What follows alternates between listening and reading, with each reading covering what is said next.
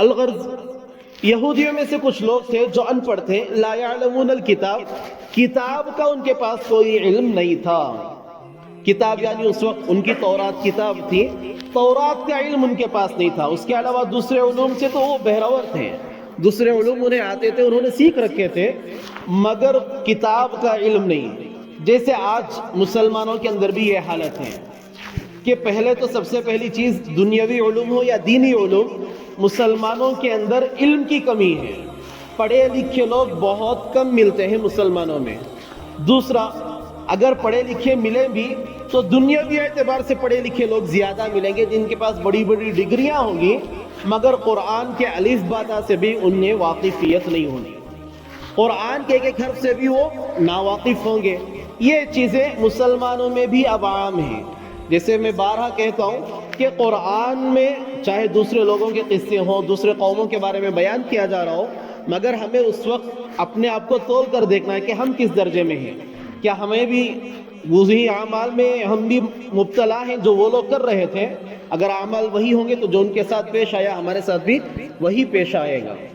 لہذا مسلمانوں کی بھی حالت اب یہی ہے کہ بڑی بڑی ڈگریاں ہیں، بہت مالدار، بہت بڑی بڑی ڈگریاں رکھنے والے، بڑے افضل اعلیٰ درجے پر ممتاز ہیں، مگر دینی علوم سے، کتاب اللہ سے، دین سے، قرآن سے، رسول سے، اللہ سے وہ لوگ ناواقف ہیں اور لا علم ہیں.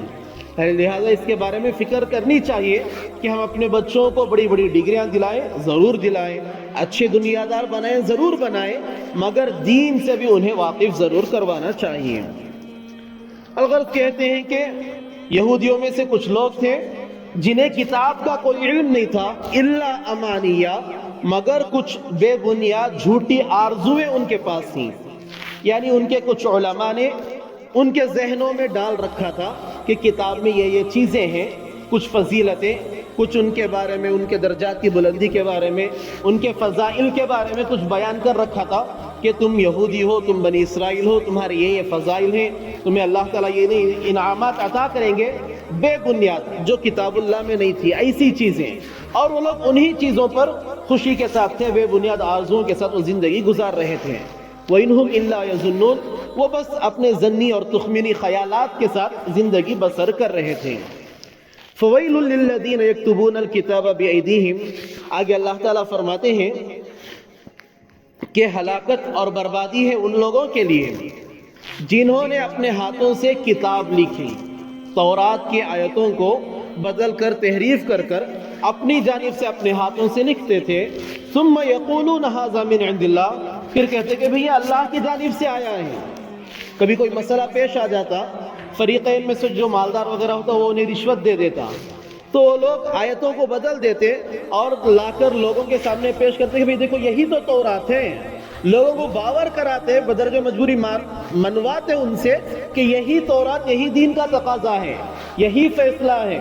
وہ اپنی جانب سے فتوے لکھ دیتے کہ تورات میں یہی اللہ نے بھیجا ہے، لہذا اسی کو ماننا پڑے گا.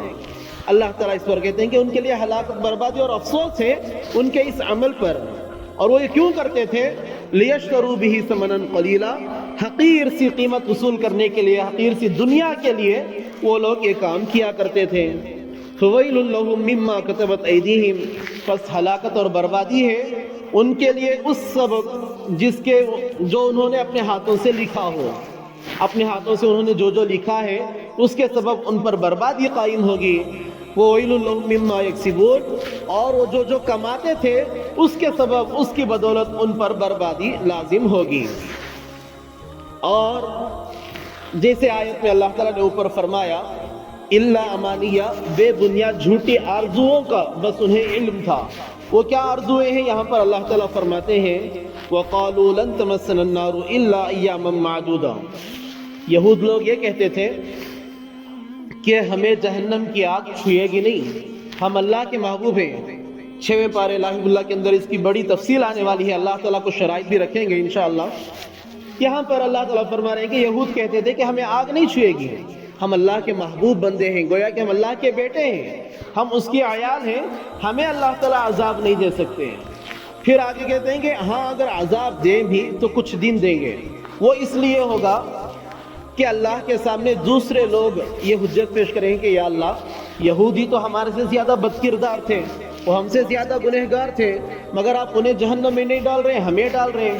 کوئی یہ دلیل، یہ اعتراض نہ کر دے اللہ پر، اس لیے اللہ ہمیں بھی ڈالیں گے مگر کچھ دن ڈالنے کے بعد واپس باہر نکال لیا جائے گا۔